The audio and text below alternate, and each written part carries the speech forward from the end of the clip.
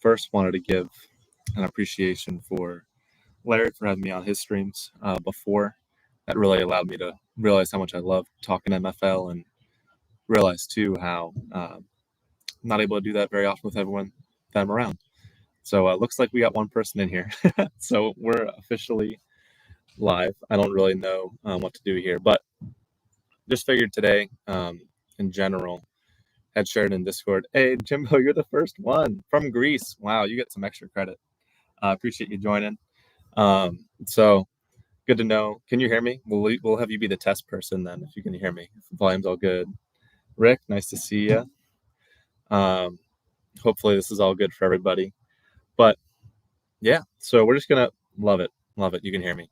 I don't know how to show off different comments, so we're gonna learn that as we go to pin message. Is that a thing?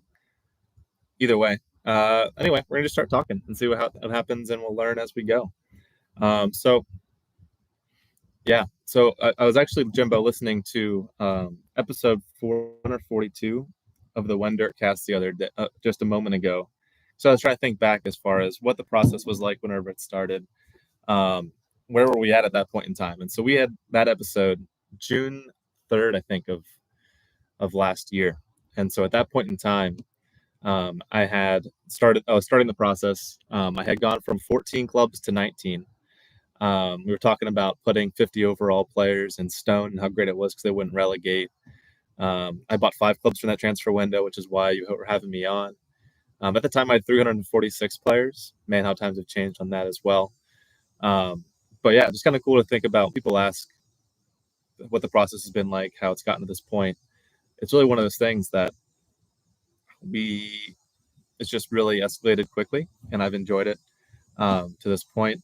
And yeah, so just going to show kind of my agency, kind of what my process is as a whole, and let chat ask any questions as they come in, and we'll go from there. So wanted to show kind of a spreadsheet that I use as far as what it looks like whenever I am looking to buy players and how I kind of value them. People ask kind of where I feel like the value is in the pyramid right now. I basically looked at the cost of buying a player, what their player cost would be based off of recent sales in the of what that we've had to date over the recent what's the name of the Airtable and going through the Airtable and seeing what players sold at different times, and just seeing then what MFL I would need to get from them at a 225 MFL to $1 ratio. How I kind of got to that ratio was, if you look at what player packs currently are selling at, you can really see that in general, there's a $600 MFL cost to buy a common player pack that sells for $269, 223 to 1 ratio. And I just pulled up the video on my phone, so now I can now see chat coming in. So how that's basically working, we're seeing how MFL is valued roughly at 225. It's the average. If we averaged out kind of what you can sell a pack for reward pack wise, for what it costs you MFL wise. And so 225 MFL to $1. We go through here and we see in general where I actually was surprised to see this, because I updated a good hour or so to update, 2 hours probably to update this spreadsheet here. Really seeing lack of value right now in Iron, Stone, Ice, and even top end of Spark when it comes to what it means to compete on those levels. I broke each division down based off of kind of top tier MFL expected. This is including what I would project for cups based off of division is typically and what cup they're in, and if they were to finish in the quarterfinals. Trying to be conservative, but in general, what I expect MFL to return be from teams finishing in those top positions. So top third of Plat's getting around 415,000, and then so on.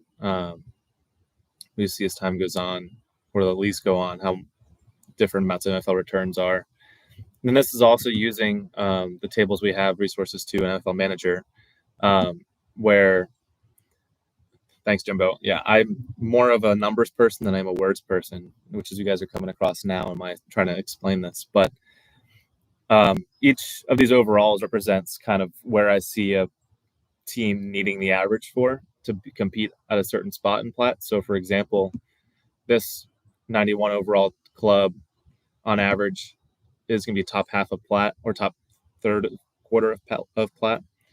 And you would need a player to get 4.34% rev share to kind of pay off their value of having to pay $1,500 for this player. This is also, this is going to get even more complicated here. I really feel like rewards are going to continue to increase in general. I think we just saw that with a 15% reward increase recently.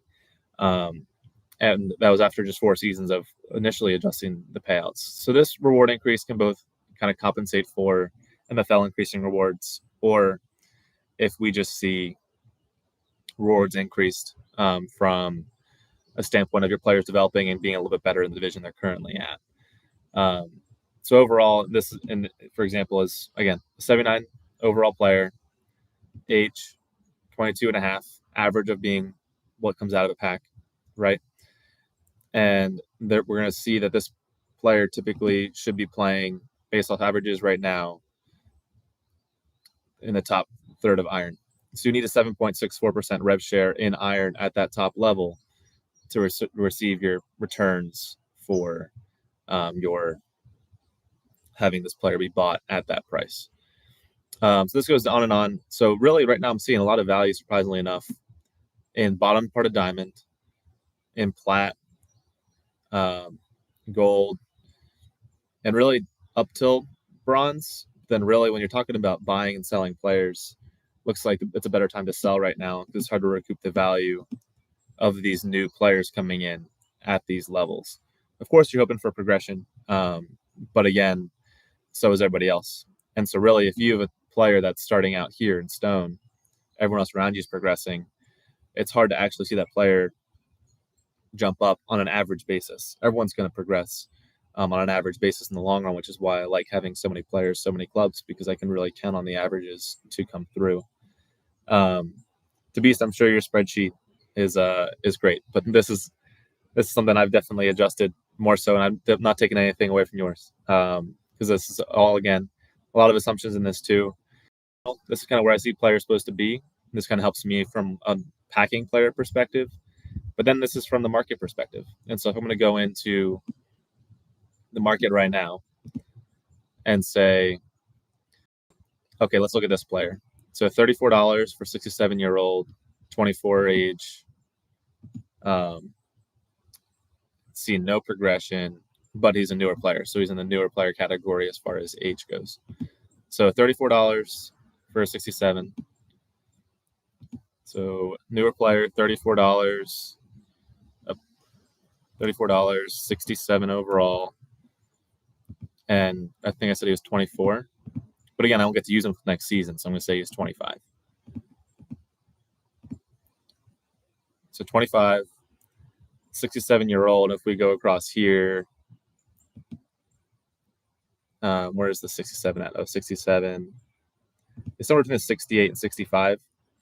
I would need to get 15 to 18% rev share, or have him be that much part of my team to make this player worth it. Which again just emphasizes to me where I just don't see much value in these. Now really ranges from 60 overall players to 81 overall. It's actually a wide range of players I think are a little overvalued right now. But again, that's just, I think, the youth premium that we're paying. And I could be undercompensating the fact that those younger players are actually going to have a lot more value down the road as they develop and other players retire. And so this could be underappreciating the retirement. Scale of retirement, I just don't know how to quantify that whenever you combine in packing new players and such. So I really just have to go with information based off of what I currently have. But this goes on to emphasize why I love punting teams with low overalls. Talked initially about how I was watching through with the old Dirk whenever I was on with Jimbo, and talking about how used to punt teams in stone, and now we got 3 divisions in the next year. You really only need a 2.5% or 1.5% rev share in Flint for these low overall players to really recoup their value. I kind of want to go into that in more detail here. So just going to zoom in a bit here just to get people not to read ahead here. So if we did a case study right now, as far as if we did this process today, is this process still viable? So if we said we bought 25-year-old players for $1 each, strangely enough, Barkey, if you're here, if you watch this video, he mentioned the same strategy of buying 25-year-old players for $1. And I watched this video after I did this. It's kind of funny timing, but you can buy those players for $1 right now. Club, $60. Again, that's kind of whenever I start buying clubs. Right now they're at 65. If you wait till next season, odds are they're going to decrease if they do another club promo, something like that. But even then, this still works if we say 65. 20 players. I personally love running 16, 17-man rotations. But I know people like having different flexibilities, and they also are concerned about injuries becoming a thing. And so 20 players, to make this conservative, to see if it'll work going forward. Overall initial investment is $80. Sorry. So okay, I was using 40 overall average players, 25-year-old. If we said we were an $850 a season, so how we got that number is if we just went to one of my Flint teams here, and we saw what the rewards table is. Loading. Oh, it decided to load a match. Okay, go back.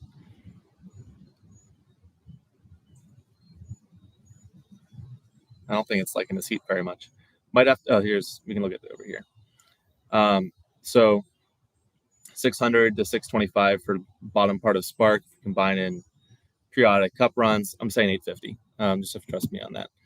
850, and if we said there's a 5% increase in earnings year to year or something like that, whether it be player progression or again them increasing payouts overall, we ultimately get to about after 10 seasons, 25-year-old, average retirement 35 years old, average 10 seasons per player, of about 10,000 MFL earned over those 20-player career. If we say 10,000 MFL, 225 MFL to 1, that's about $47 worth of MFL. Even if we get to 300, it's going to be $35 of MFL that you can have earned over those 10 seasons. Now, average that out, let's say $40. That's $20 of profit off your players every 10 seasons, right? Because you bought the players $1 each, 20 players, $20 of profit. Or $2 of profit a season. Again, nothing crazy. It's just more to the fact proving this game can be sustainable as long as there's the assumption that it continues to exist, which I have all the faith in the world in. We can also say if 40% of your players develop 6 to 9 overall, which we see is listed as the case here in the player development section, 31, 7, 2, so 41%. You could probably sell those players off for $1.25 profit a piece. Sell them off, buy another $1 player if they can continue to be existing at $1. $10 profit over 10 seasons in the selling off players. So it's $30 profit for every 10 seasons. Sorry. Every 10 seasons. Your cost of your club was $60. It takes 20 seasons to break even. But at any point in time, you can also sell your club and be fine. Now, I know people are going to say, well, what happens if my players don't progress? Or what if they don't increase rewards?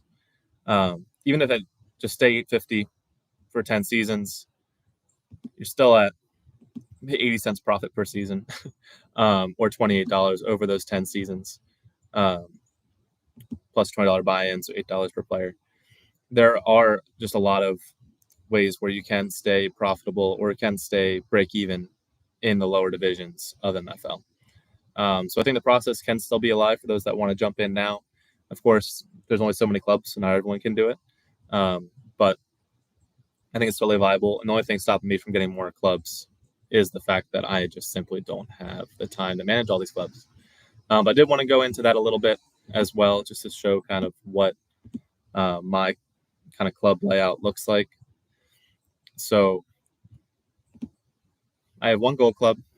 Like I said, it's kind of more of a punt gold club.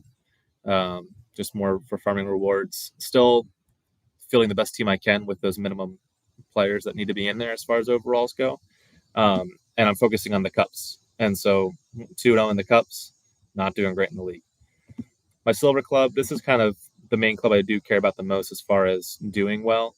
Not doing so hot right now in cup, but we have done pretty well in league. There's just been a lot of ties. And so we are 4 draws and 1 win into the season. And as a whole, this table is pretty tight. 1 loss away from potentially being relegation zone. So too early to tell as far as how things go from here. But if we look at the club as a whole, I'm projected 8th. So I'm not projected to do too terribly well. But this is a pretty tight range from 9th place to 2nd place as far as projections go. So development could also be a story in here as well. You can tell I have only 16 players on this club. As far as rotations go, basically how I kind of do things, because everyone's always asked, like, how do you possibly do rotations? How do you manage all those clubs? I really just have kind of 4 set tactics. Now I didn't really have this 4th one saved quite yet. I think I can actually save it right now. And basically, as players get tired, I just cycle into a new rotation. And so I just load up a new formation, and we go from there. And that's kind of how I manage all my clubs. I really don't do much with tactics. I'm not going to click on it just because there are some things in there, just not a whole lot. But really it's rotating. And yes, Jimbo, if you're still here, I'm sorry, it's 5 at the back. I really only started 5 at the back because I packed a higher left wing back from the get-go, and I just kind of stuck with it. And that's kind of been my formations ever since, was a 5 at the back for my top team. But going on, just see if other clubs, all with the same sort of strategy. There's different rotations for the different 16-man rotations. And so like this one rotates between a 4-4-2, 4-1-2-1-2 narrow, 4-1-2-1-2, and 3-5-2. And yeah, again, just rotate players out as needed. And so in this instance, I'll just kind of show how this one can cycle. Start out at 4-4-2. The next one's going to be saying, okay, maybe the wingers, the right mid and left mid, get tired, and so we sub them out for the cam and CDM. Cycle out a striker, cycle out a center back, and then move on. Next look, we give the CMs a rest, cycle out center backs again, and then at the end, we give the left back and right back a rest because they haven't rested this whole time, and play pretty much everyone else except for the cam, and play all 3 center backs. And so it's a way of really optimizing playing time, because really at the end of the day, I really care about development the most. Yes, I want to earn MFL, but I think the best way to earn MFL is get your guys playing time, because ultimately that's how they're going to develop and how you're going to get a stronger club down the road. If we go, I don't know if it's going to work or not, but if we go to here and we say, look at my bronze league last year, I don't think we can do it. I was trying to see if I could see and just show you how many games each player got, but typically each player gets around 19 to 20. It really depends on the cup run. Sometimes it's more than that. But again, trying to get teams with the most playing time possible. And yes, there's always a consistent amount of a lot of games running at one time. I care the most about my Philly clubs and my silver club, and of course the new diamond club. So Ron, John, and I went in with Big Will, and we got a diamond club this season.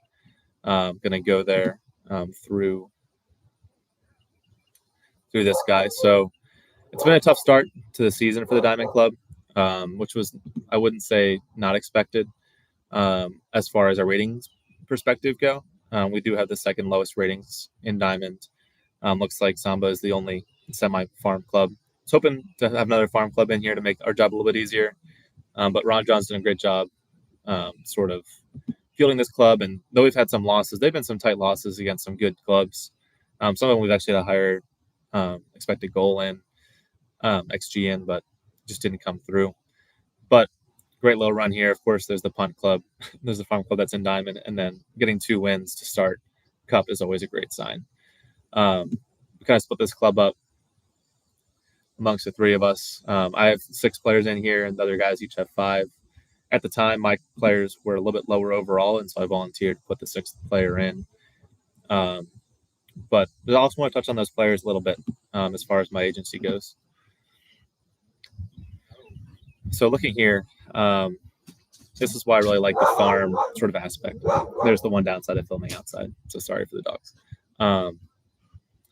But wanted to show the progression and kind of why I like this kind of shooting fish in a barrel approach. Whenever we look, going back to player development, 2% of players will go 16 plus in their career. And not everyone's going to do that. And honestly, there's times where I look at my development for the day and I'm like, how, like if we go back to the last 24 hours,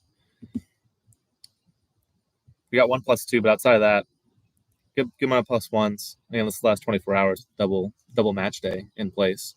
But there's definitely times I wake up and look at my agency and I'm like, oh, I should have got more +1s, I thought. And so you're not alone. Even the large people feel that way, large agencies. But going back to all-time progression. So these are my favorites, of course, the ones that have progressed monsters over the years / seasons. I keep saying years. These are MFL seasons. Feels like years because these guys are aging like crazy. This was the first guy to really take off in my agency. But he really slowed down over the last 4 years, which sounds ridiculous to say whenever he still had 1, 2, 3, 4, 5 progression over the last 4 years. But he, I think someone started my agency, just kind of grew him from the ground up. One thing I noticed is a lot of my top guys, and looking across the NFL space too, you're not seeing too many commons go to these purple tiers, Lego tier. But so I'm really starting to focus more on, if I'm packing players and I'm starting new, having a good amount of limited players to counteract my common players as well. So at the end of the day, having a player go from common to rare is fantastic too. But if they want a player to have extraordinary value, getting them to that Lego tier is, and then ultimately ultimate tier would be the name of the game. Bozic, he's someone that I almost feel bad having bought. So I had bought him whenever he was +2 and expanded like 2 days in the first MFL season. And so I bought him for $3 off of the marketplace. And that's where it's just like Scott in the marketplace can also have its large benefits as well. But again, another guy who started out as a limited, a common at the time, because limiteds weren't a thing, but he was 55 overall. Vidic, he started as an uncommon, and again, extraordinary progression. A couple flat lines here and there. Really hoping he pops again, but I've noticed too his defense and physical really was what was carrying him. So I really don't know how much he has left in him, with those being kind of some of the big bumps that kind of caused his progression to this point. But yeah, plenty of guys that also have been double digits, but I don't need to say it, but there's also a lot of guys that have not progressed well at all. Like if we go half scroll down, they're +3s. And so it's a game of numbers, right? If you know 2% are going to progress like crazy, get a higher number of players, you're in that 2% is going to happen more often, even if you do buy them from somebody else. I think I had another guy that I feel like I got in a pretty good space, but yeah, so that's ultimately kind of my agency in a nutshell, kind of how I got to this point. Trying to figure out how to get my laptop charger. The sun is roasting my laptop, but we might not do a whole lot more today. Just might stop at this sort of half-hour-ish mark, just because I want to be a little more clean going forward. Learn some things today. Thank you guys for struggling those with me, those that watch this video. I don't know if you can edit a video post, but could also be fun just to let this video sit and just be an embarrassment as time goes on, and be able to look back and be like, hey, things have gotten a lot better from there. But yeah, unless there's any questions for right now, I think that's where we're going to end it. First live stream. And just say, yeah, I think that's it. But thank you guys for joining. we'll see where things go from here. I'm gonna try to do it every Tuesday on some level. Don't know if I'll bring the same level of spreadsheets every time, but appreciate those of you guys that watched, and yeah, we'll see you next time.